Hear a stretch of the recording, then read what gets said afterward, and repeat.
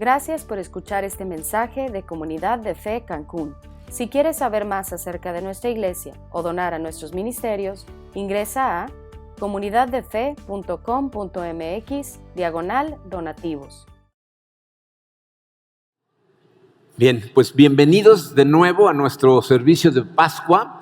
El día de hoy vamos a estudiar acerca de la Pascua en un pasaje que para muchos de ustedes, me imagino, va a ser un pasaje muy familiar. El camino a Emaús, lo que sucede con dos personas que van caminando de Jerusalén a Emaús. Miren, mi oración es que esto que vamos a estudiar el día de hoy nos ayude a todos a entender la necesidad de lo que sucedió, al grado de que al final cause una transformación en tu corazón que te ayude a entender y a ver a Jesucristo por quien Él es. ¿Okay? Este pasaje está en el capítulo 24 del Evangelio de Lucas. El pasaje empieza a partir del versículo 13, pero para que entiendan el contexto en el que se desarrolla, está hablando, si se fijan, la primera línea del versículo 13 dice, aquel mismo día, está hablando del día de la resurrección, ¿okay? Del momento en que Jesucristo resucitó. Entonces vamos a leer a partir del versículo 13, dice, aquel mismo día, dos de ellos se dirigían a un pueblo llamado Emaús, a unos 11 kilómetros de Jerusalén. Iban conversando sobre todo lo que había acontecido. Sucedió que mientras hablaban y discutían, Jesús mismo se acercó y comenzó a caminar con ellos, pero no lo reconocieron, pues sus ojos estaban velados. ¿Qué vienen discutiendo por el camino?, les preguntó. Se detuvieron cabizbajos y uno de ellos, llamado Cleofas, le dijo, ¿eres tú el único peregrino en Jerusalén que no se ha enterado de todo lo que ha pasado recientemente? ¿Qué es lo que ha pasado?, les preguntó. Lo de Jesús de Nazaret. Era un profeta, poderoso en obras y en palabras delante de Dios y de todo el pueblo. Los jefes de los sacerdotes y nuestros gobernantes lo entregaron para ser condenado a muerte y lo crucificaron. Pero nosotros abrigábamos la esperanza de que era Él quien redimiría a Israel. Es más, ya hace 3 días que sucedió todo esto. También algunas mujeres de nuestro grupo nos dejaron asombrados. Esta mañana muy temprano fueron al sepulcro, pero no hallaron su cuerpo. Cuando volvieron, nos contaron que se les habían aparecido unos ángeles quienes les dijeron que Él está vivo. Algunos de nuestros compañeros fueron después al sepulcro y lo encontraron tal como habían dicho las mujeres, pero a Él no lo vieron. Fíjense en la respuesta de Jesucristo. Qué torpes son ustedes, les dijo, y qué tardos de corazón para creer todo lo que han dicho los profetas. ¿Acaso no tenía que sufrir el Cristo estas cosas antes de entrar en su gloria?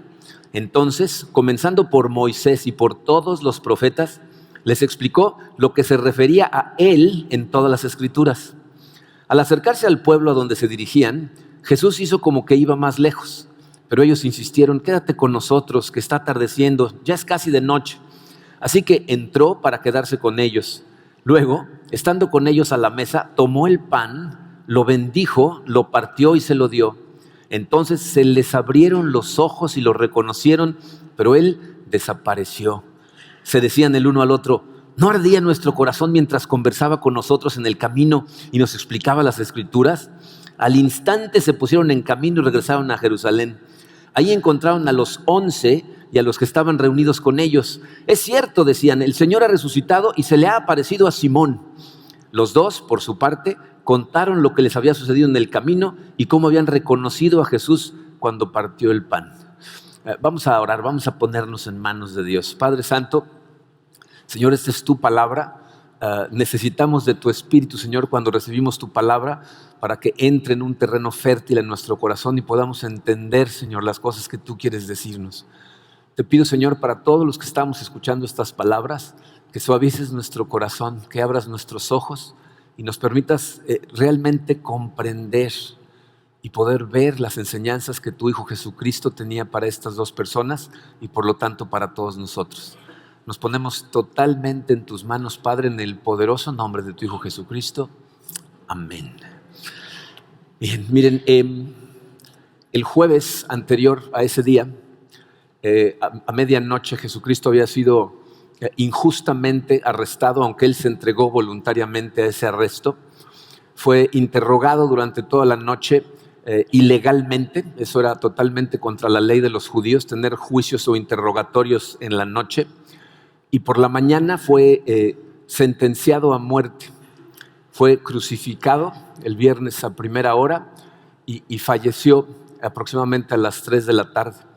Ese mismo viernes fue sepultado, estuvo enterrado ese viernes, el sábado, pero el domingo a primera hora, con la salida del sol, sucedió el evento más importante en la historia del universo. El Rey de Reyes se levantó de entre los muertos, resucitó, como lo había profetizado él muchas veces a sus discípulos. Un grupo de mujeres, parte de los discípulos, del grupo de discípulos de Cristo, fueron a primera hora a la tumba con especias para preparar el cuerpo. Seguramente, como había sido enterrado con prisas, tenían que apurarse a que no empezara el sabbat. Ellas consideraban que necesitaba hacerse bien hecho y regresaron con especias, pero cuando llegaron, para su sorpresa, la piedra que cubría la tumba había sido removida y entraron a la tumba y no encontraron el cuerpo.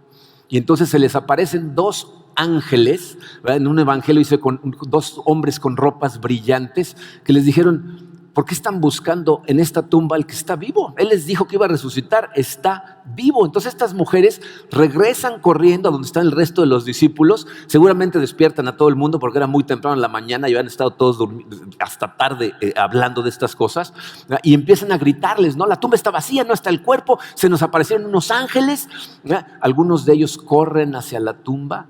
La Biblia nos dice que Pedro llega, no encuentra el cuerpo y regresa maravillado de lo que sucedió. Bien, esa es mi esperanza en esta tarde, que cada uno de los que estamos aquí salgamos de aquí maravillados con la resurrección de Cristo cuando atravesemos las mismas etapas del camino que atravesaron estos 2 hombres que iban caminando a Emaús. Así es como se los puse en su programa, las etapas del camino. Se van a dar cuenta que estos individuos atravesaron por 3 etapas en sus corazones. Fíjense, evidentemente estos 2 hombres, la verdad es que no sabemos, uno sabemos que es hombre, el otro no sabemos quién era, nada más nos dicen el nombre de uno, Cleofas. Es evidente que estaban ahí presentes con los discípulos cuando llegan las mujeres corriendo a darles la noticia, lo cual significa que eran parte del círculo cercano de Jesucristo, ¿no? Entonces escuchan a estas mujeres decir: está vivo, ¿no? La Biblia no nos dice por qué iban caminando hacia Emaús, ¿no?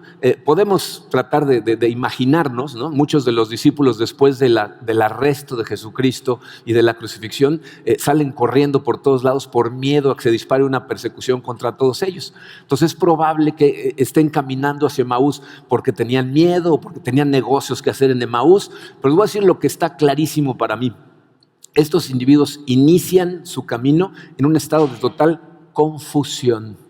Esa es la primera etapa del camino, ¿verdad? Caminan en total confusión, es decir, en sus cabezas no pueden entender, no pueden procesar lo que acaba de suceder, ¿no? Para muchas personas esa es la manera en que iniciamos el camino, ¿no? Confundidos, ¿ok?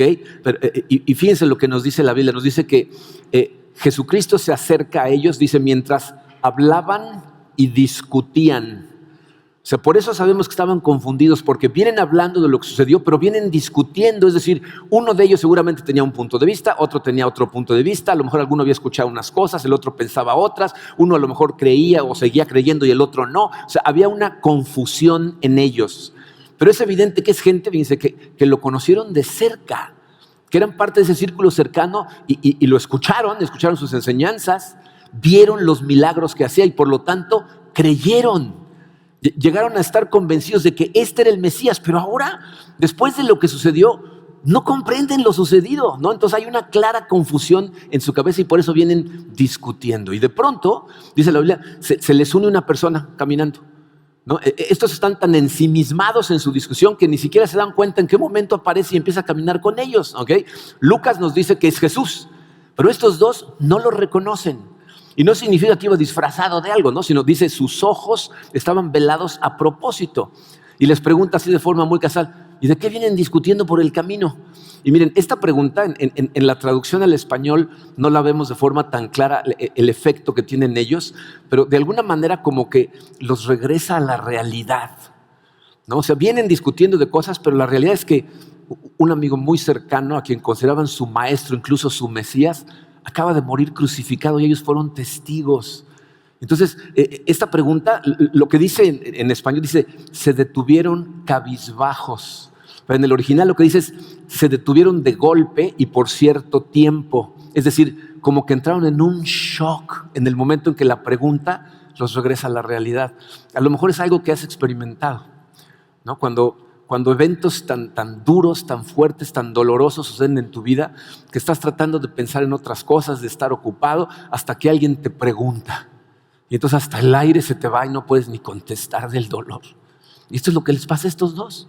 La pregunta literalmente los detiene en seco, en un shock de regresar a la realidad. Pero inmediatamente después de ese shock se convierte en sorpresa. Cuando se ponen a analizar el hecho de que vienen caminando de Jerusalén, entonces Cleofas le dice, ¿en serio no sabes de qué venimos discutiendo? Si eres el único en todo Jerusalén que no tiene ni idea de lo que está pasando. Y Jesucristo, desde mi punto de vista, como para probar qué tanto habían entendido de todo lo que les había enseñado, les dice, ¿y qué pasó? ¿No? ¿Qué es lo que pasó que los tiene tan alarmados? Y entonces le dicen, lo de Jesús de Nazaret era un profeta, y fíjense las palabras que utilizan, poderoso en obras y en palabras a los ojos de Dios y de todo el pueblo. Esa es la misma forma en que describen a Moisés, ¿no? Es considerado como el padre del pueblo de Israel, ¿no? Entonces lo están describiendo como un gran profeta, pero este no era nada más un individuo que podía profetizar el futuro o que podía explicarte la ira o la misericordia de Dios. Dice, nosotros abrigábamos la esperanza de que él era el Mesías. Pensábamos que él iba a redimir a Israel, es decir, iba a pagar por nosotros para regresarnos a Dios. Y de alguna manera también podemos ver cómo hay todavía un poco de esperanza en sus palabras, ¿no? Porque dicen, y luego unas mujeres vinieron y nos dejaron asombrados, porque fueron corriendo al sepulcro y nos dijeron que lo encontraron vacío, que se desaparecieron unos ángeles, ¿no? Que los ángeles les dijeron a ellas que estaba vivo. Entonces, de alguna manera, como que su esperanza había sido destrozada cuando lo ven morir en la cruz, pero ahora no entienden, ¿no? O sea, están realmente con una mezcla de miedo, de tristeza, de confusión, ¿no? Y entonces dicen, fíjense la parte clave, dice, algunos compañeros nuestros corrieron a la tumba, pero a él no lo vieron. La manera en que lo dicen es como diciendo, nosotros no lo hemos visto y si tan solo pudiéramos verlo, entonces todo estaría bien. Entonces dice, estas personas, aunque son parte del círculo pequeño de Jesucristo, no entienden por qué murió.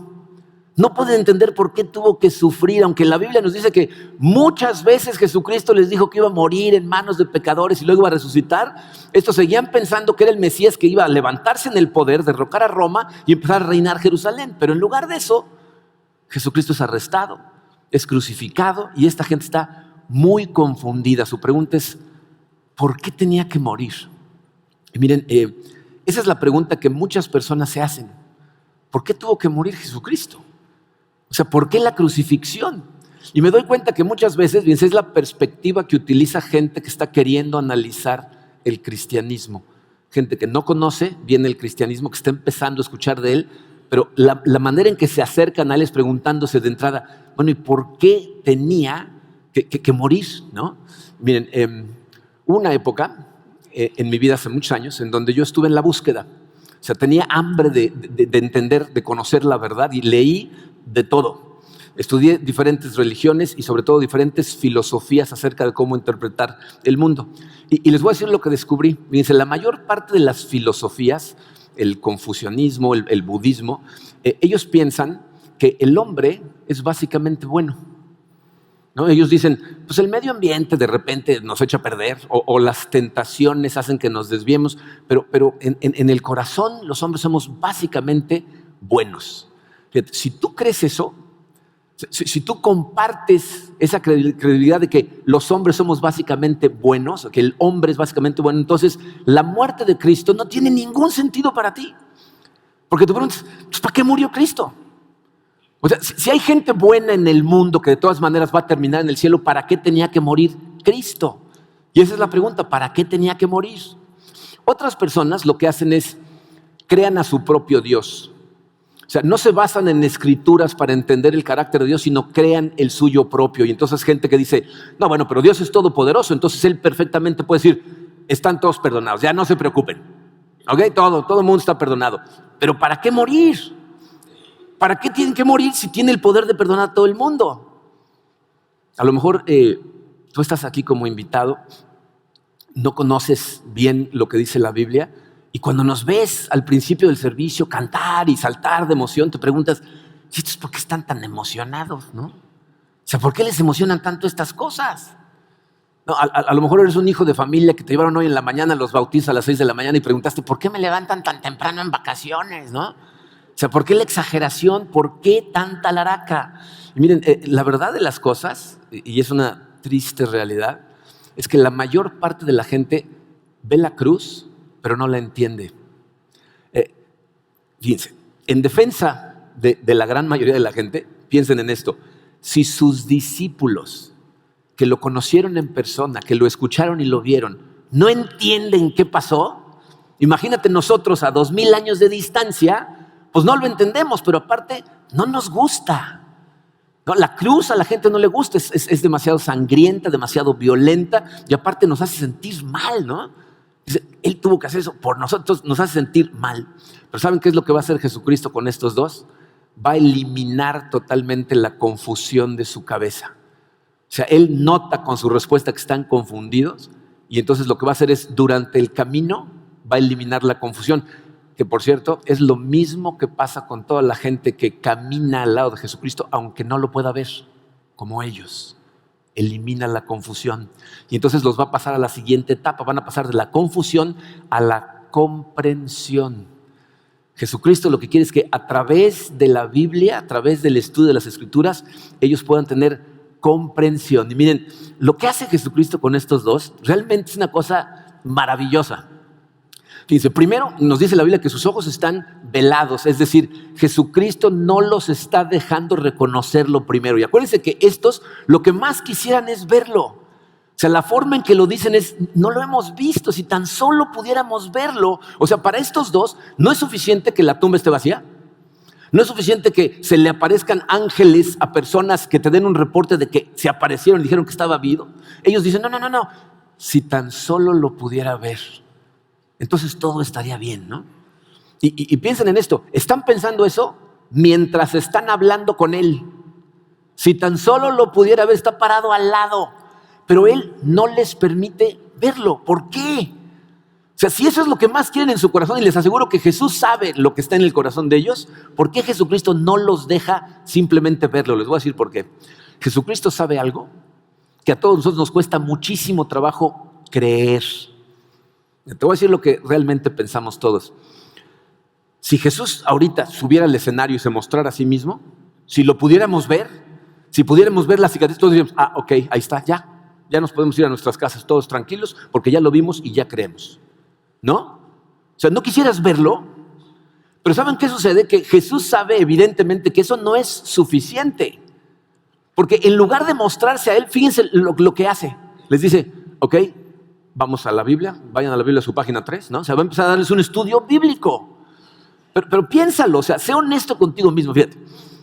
Si Jesucristo estuviera aquí atrás, en este momento, ¿qué preferirías tú?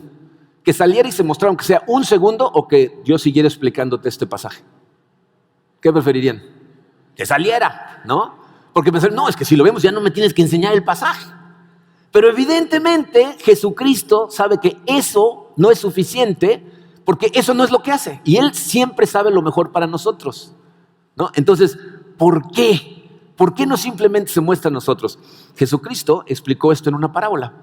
Cuando lleguen hoy a su casa, léanla, se encuentra en Lucas 16, pero se las voy a platicar rápidamente.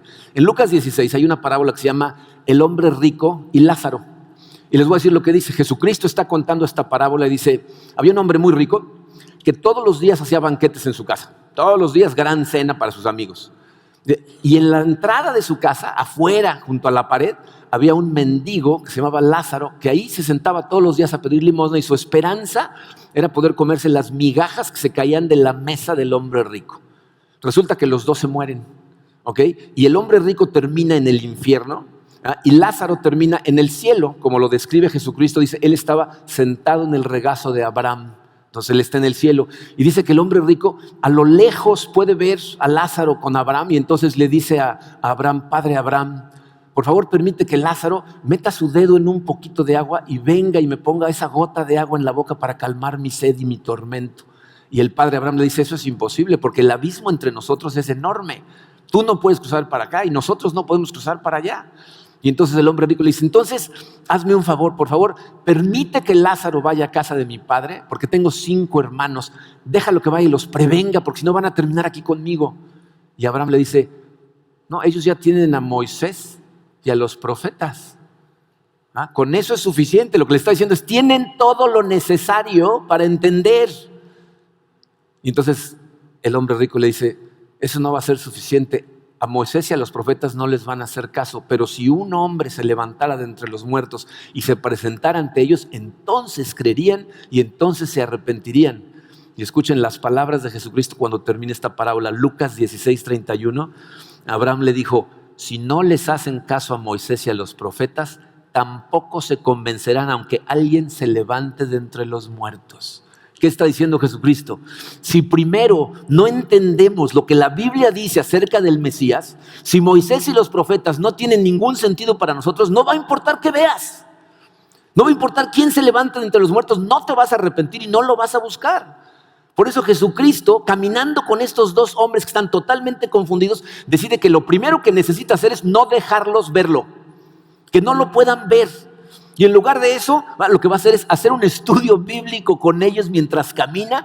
Vamos a estudiar a Moisés, vamos a estudiar a los profetas, abran sus páginas, ¿no? Su Biblia en la página 3, ¿no? Miren, toda la Biblia, absolutamente toda la Biblia y especialmente el Antiguo Testamento, apunta a Cristo fuera del Antiguo Testamento. Es una cosa muy interesante. Todos los libros del Antiguo Testamento apuntan hacia una persona que no está en el Antiguo Testamento, está en el Nuevo Testamento. Todo habla de Cristo, ¿ok? Entonces, aunque Lucas, tristemente, esto para mí es una tragedia, no nos dice qué les enseñó. ¿Se imaginan? Escuchar el estudio bíblico de Jesucristo explicando en dónde aparece en todos lados, pero no nos dice con exactitud, simplemente nos da pistas. Dice, entonces empezando con Moisés y después con los profetas, les habló de todo lo que se refiere acerca de él, es decir, acerca de por qué vino y por qué tuvo que sufrir. Cuando la Biblia nos dice, fueron a estudiar a Moisés, está hablando de los 5 primeros libros de la Biblia, lo que se conoce como el Pentateuco que escribió Moisés. Entonces no sabemos a ciencia cierta a dónde fue, pero podemos imaginarnos. Fíjense, yo creo, ahí les puse varios capítulos en su programa para que cuando lleguen a su casa los lean. Miren, podríamos ir a buscarlo a los 66 libros de la Biblia, No tenemos tiempo el día de hoy, pero vamos a ver primero los 5 primeros. Muy probablemente se fue a Génesis 3, en donde cuando entra el pecado al mundo y hay una ruptura en la relación entre Dios y el hombre, Dios baja al jardín del Edén y promete que va a venir la semilla de una mujer, un niño varón que le va a aplastar la cabeza a la serpiente, aunque la serpiente le va a morder el talón. Esa es la primera promesa del Evangelio. ¿Okay? A lo mejor se fue a Génesis 22. Fíjense, en Génesis 22 es el capítulo en donde Dios le pide a Abraham que sacrifique a su hijo Isaac. Y cuando se lo lleva para sacrificarlo, tomen en cuenta que Isaac no es un bebé cuando esto pasa. Isaac debe tener entre 10 y 11 años de edad. Es decir, está perfectamente consciente de lo que está pasando. Y cuando están preparando el sacrificio, Isaac como que dice, voltea a ver al papá y le dice, ya vi que tenemos la leña y ya vi que tienes el cuchillo, pero no veo al cordero por ningún lado, ¿no? Y entonces Abraham le dice, no te preocupes, Dios va a proveer el cordero. Pero cuando provee un animal, después de detener a Abraham antes de que mate a Isaac, ¿qué provee? No un cordero, un carnero, porque el cordero va a venir después y Dios lo va a proveer. Seguro se fue después a Éxodo 12, en donde se habla acerca de la Pascua. No, la Pascua, la celebración que estamos teniendo el día de hoy, es el momento en el que Dios decide redimir a su pueblo, es decir, salvarlos de la esclavitud en Egipto. Y lo que hace es decirles, sacrifiquen a un cordero perfecto, pongan la sangre de ese cordero en el marco de la puerta y el ángel de la muerte va a pasar por encima de Egipto, pero todos los que hayan puesto su fe en lo que les estoy diciendo, en la sangre del cordero, se van a salvar. Y entonces libera a la gente a través de la sangre del cordero. De ahí seguramente se fue a Levítico 16, en donde se habla del día de la expiación, en donde ahí Jesucristo representa al sumo sacerdote que tiene que derramar la sangre para la expiación de los pecados de toda su gente. Muy probablemente se fueron a Números 21, en donde se habla de la serpiente de bronce, ¿no? En donde se está muriendo la gente de Israel porque los pican unas víboras, y entonces Dios le dice: haz una serpiente de bronce y levántala, y los que pongan su vista en la serpiente serán sanos y salvos. Y luego Jesucristo va a decir: así como Moisés tuvo que levantar a la serpiente en el desierto, así el Hijo del Hombre será levantado, para que todo el que ponga su vista en Él y crea en Él sea salvo. Si se fueron a Deuteronomio, probablemente se fueron a Deuteronomio 21, ¿no? En donde, ahí es en donde se dice que todo aquel que sea colgado de un madero será maldito a los ojos de Dios, que es exactamente lo que le va a pasar a Jesucristo. Podríamos irnos a todos lados. Les puse ahí el Salmo 22 porque es uno de los salmos de verdad maravillosos. Empieza con las palabras precisas con las que Jesucristo se refiere a su Padre en la cruz: Dios mío, ¿por qué me has abandonado? Miren, cuando vemos las palabras de Jesucristo hacia ellos, cuando terminan de contestar, les dice: qué torpes son ustedes. Dependiendo de la versión que tengas de la Biblia, en algunas dice: qué necios, qué insensatos, ¿no? Lo que yo estoy percibiendo ahí es un dolor en el corazón de Jesucristo, diciéndoles: ¿que no leen su Biblia? ¿Que no entienden lo que dice la Biblia acerca de mí? ¿No han comprendido de qué se trata todo esto? Estoy seguro que les ha de haber leído completito Isaías 53. Yo no sé si has leído Isaías 53, pero es la profecía más estremecedoramente exacta de lo que le pasa a Jesucristo. No lo voy a leer completo porque está larguísimo, pero lo que está diciendo en pocas palabras es: mi siervo fue traspasado por nuestras rebeliones para que nosotros estuviéramos en paz. O sea, para que tú y yo pudiéramos tener paz, Él tuvo que ser traspasado, aunque Él no había hecho nada malo. Dice: su vida será entregada en ofrenda por el pecado, y a causa de lo que sufrió, escuchen eso, a causa de lo que sufrió, hará posible que muchos sean contados entre los justos. Era necesario que sufriera. Al libro que vayas de la Biblia vas a entender que el Hijo de Dios tenía que venir, tenía que vivir una vida perfecta, tenía que sufrir, tenía que morir por nosotros, para comprarnos a nosotros, para después ser levantado y tener vida eterna. Todo el plan de Dios estaba basado en la idea de que el perdón no puede ser otorgado simplemente porque la deuda tenía que ser saldada. La gente que piensa que Dios nada más puede otorgar el perdón así como así, piensa que Dios puede ir en contra de su carácter perfecto, porque parte del carácter de Dios es su justicia perfecta. Y entonces tenía que ser pagada, y tenía que ser pagada por un cordero perfecto, sin un solo defecto. Y por eso Jesucristo viene, vive una vida perfecta y muere en nuestro lugar, para que el perdón pudiera ser dado a nosotros y que nosotros pudiéramos también darlo a otras personas, porque se nos dio gratuitamente. Entonces murió específicamente para que tú y yo pudiéramos ser reconciliados con Dios, que nuestra relación fuera restaurada con Dios, que pudiéramos tener verdadera paz en Él. Mira, a lo mejor tú eres una de las personas que está aquí y no entiende este asunto de la muerte de Cristo. Esto es todo lo que necesitas entender al respecto. Toda la historia de la Biblia es acerca de un siervo perfecto que iba a venir a vivir y a sufrir, pero iba a ser un sufrimiento que iba a producir gozo, que iba a morir, pero iba a ser una muerte que iba a producir vida eterna.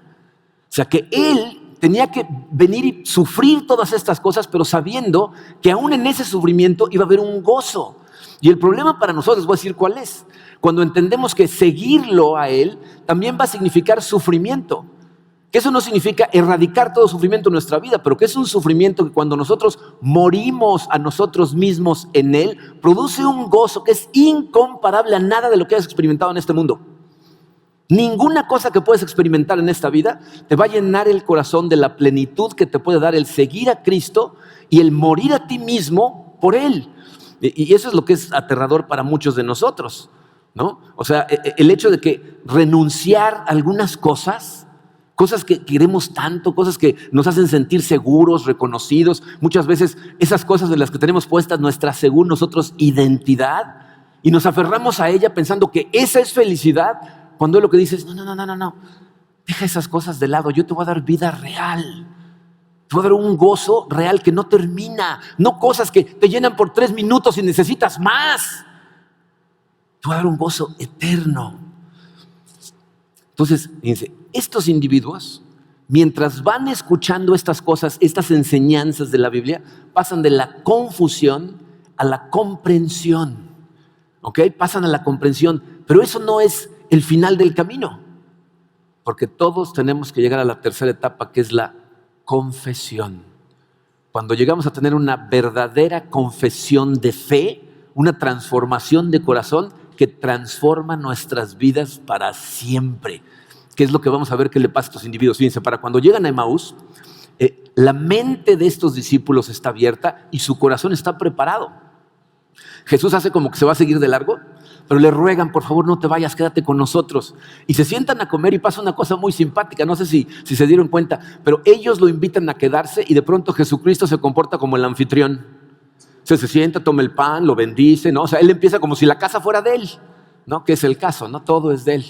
Pero toma el pan, lo bendice, parte el pan con ellos y en el momento del partimiento del pan se les abren los ojos. Miren, eso es importantísimo. ¿Se dieron cuenta que sus ojos no se abrieron en medio del estudio bíblico? ¿No se abrieron durante el viaje? Se abrieron cuando partieron el pan. ¿Saben lo que eso significa? Cuando hubo comunión personal profunda con Él. Para los judíos, comer juntos significa vamos a relacionarnos, vamos a conocernos, vamos a intimar.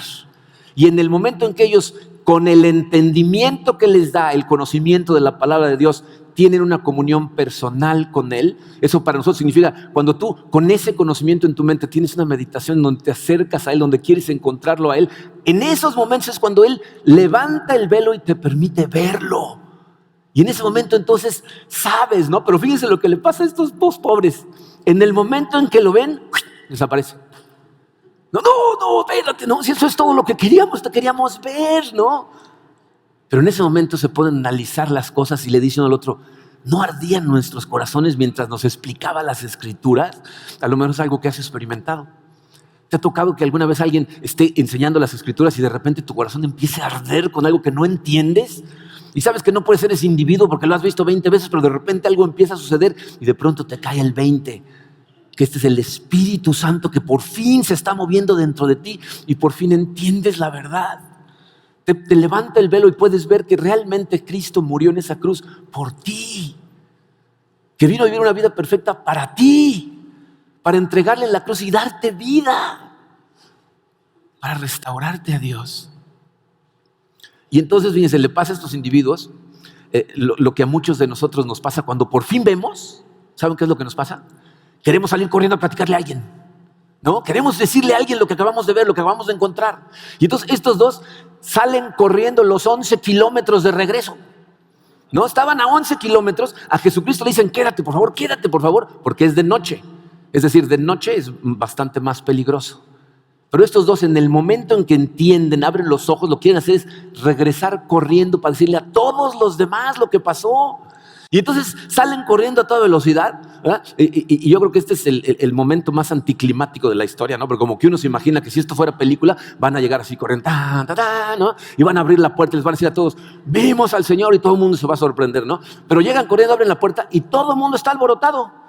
Todos están levantados, todos están dando de gritos y antes de que puedan abrir la boca, alguien les dice, ¿qué creen? Simón vio a Jesús, ¿no? O sea, les ganan con la noticia, ¿no? Uno se imaginaría, ¿será que se agüitaron? ¿No? Que dijeron, ay, ¿no? Como cuando alguien termina el chiste antes de que lo termines tú, ¿no? O sea, ¿no?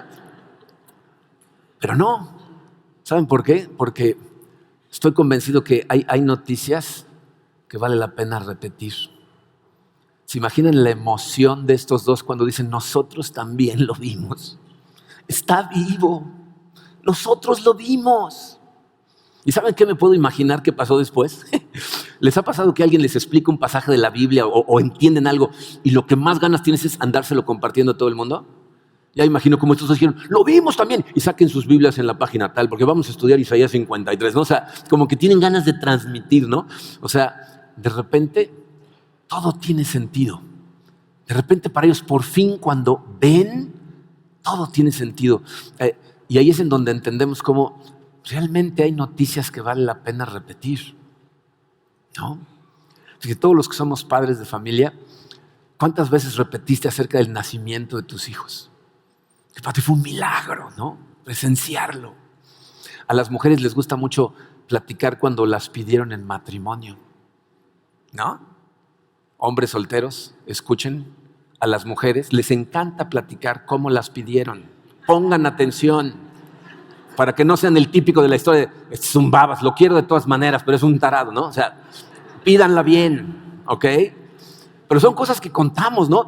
Cuando nos preguntan cómo nos conocimos, ¿no? Son historias que contamos una y otra vez y nos encanta contarlas. Piensen lo que eso significa. Estos discípulos que estaban ahí esa noche, eso fue exactamente lo que les pasó. Hicieron una confesión de fe en donde dicen, lo vimos, lo tocamos, lo escuchamos, vimos cuando murió, vimos cuando lo enterraron y vimos cuando resucitó. Y es una confesión de fe que hacen una y otra vez y la repiten hasta el día de su muerte. Muchos de ellos mueren con tal de no retractarse de que eso es lo que vieron. Y entonces hacen su confesión de fe. Dicen, Dios vive. Y porque Él vive, yo vivo. Tengo vida eterna gracias a Él. Y entonces todo cambia. Esa es nuestra oración. Que esa también termine siendo tu confesión de fe. Que si estás confundido, a través del estudio de la Biblia tomado de la mano de Jesús, empieza a entender. Y que intentando tener una comunión personal con Él, te levante el velo y un día veas.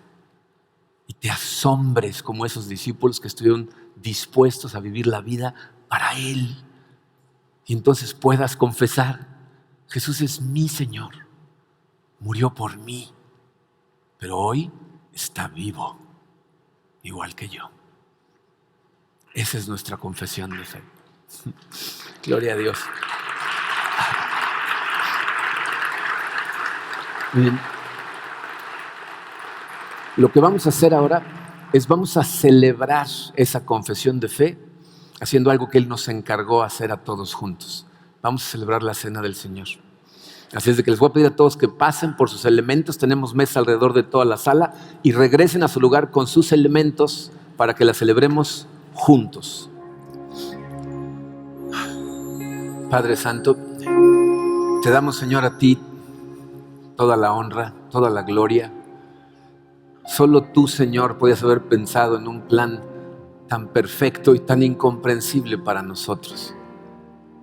Pero te damos las gracias, Señor, que en tu inmenso amor enviaste a tu Hijo Jesucristo a morir en la cruz por cada uno de nosotros para sustituirnos en esa cruz. Esa es nuestra confesión de fe, Señor. Creemos en tu Hijo Jesucristo. Creemos en que Él vivió una vida perfecta. Creemos que murió en la cruz y derramó su sangre para el perdón de nuestros pecados. Y creemos, Señor, que resucitó. Victoriosamente venció el pecado, venció a la muerte. Y a todos aquellos que ponemos nuestra fe en ese sacrificio, nos dio vida. Gracias, Padre. Señor Jesucristo, te damos gracias por haber tenido que sufrir todas esas cosas por nosotros. Nos causa dolor, pero también nos llena de gozo saber que todo fue por amor. Amor a cada uno de nosotros. Recordamos ese sacrificio como tú nos los pediste, Señor, con el pan y esta copa de jugo. Te pedimos que los bendigas, Señor, que bendigas nuestros corazones, nos perdones, Padre, por todas nuestras desobediencias. Pero queremos poner nuestro corazón en tus manos mientras recordamos el sacrificio que hiciste al entregar a tu cuerpo, que es representado por este pan, y derramar tu sangre, que es representada por este jugo. Recordamos el sacrificio, Señor, mientras nos comemos el pan y nos tomamos el jugo.